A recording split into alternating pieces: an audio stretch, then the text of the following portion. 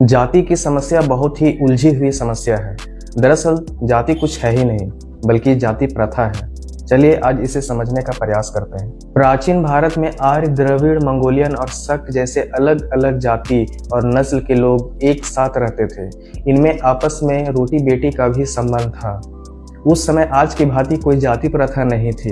अब प्रश्न उठता है कि फिर जाति प्रथा बनी कैसे? इसकी शुरुआत होती है खान पान पर लगी पाबंदियों से। आज के भांति उस समय भी पुरोहित वर्ग था, जिसका मुख्य काम पूजा पाठ करना था।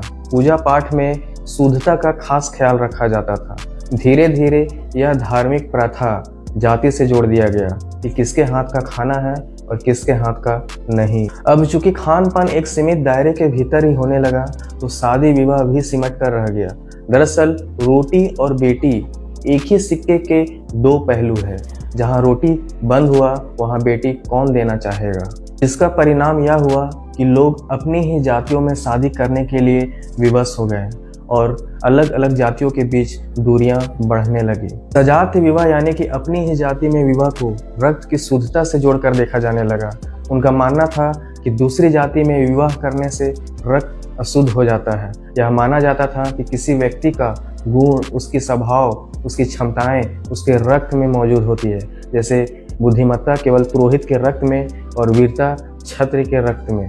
पर वैज्ञानिक सच कुछ और है। विज्ञान कहता है कि सदियों तक एक ही जाति के भीतर शादियां होने से डीएनए में कुछ नयापन नहीं आता है। इसके कारण कई छिपी हुई जेनेटिक्स बीमारियां उभर कर सामने आने लगती है। आप इसे ऐसे समझें, हमारे शरीर में हर लक्षण और बीमारी के लिए जीन्स के दो सेट होते हैं, एक माता से और एक पिता से। अगर बीमारी का सिर्फ एक जीन बच्चे को मिलता है तो बीमारी सामने नहीं आता है। बीमारी तभी सामने आता है जब माता और पिता दोनों के पास वह खराब जीन हो और वह बच्चे में ट्रांसफर हो जाए।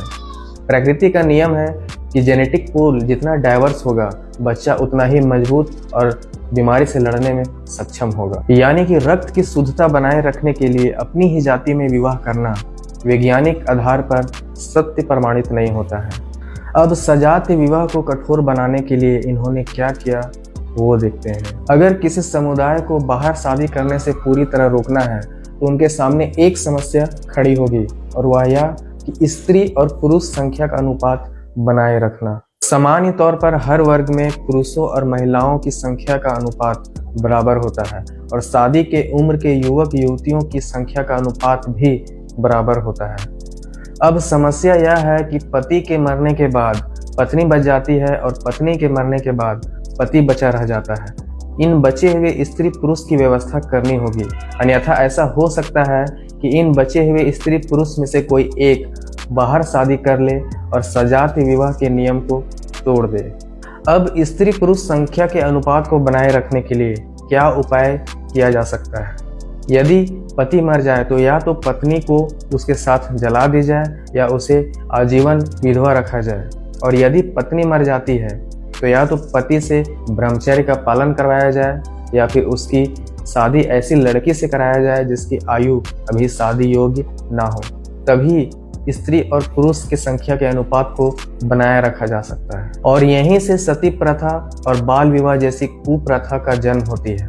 आप सोच भी नहीं सकते हैं कि सजाति विवाह को जिंदा रखने के लिए कैसी कैसी कुप्रथाएं रची गई थी।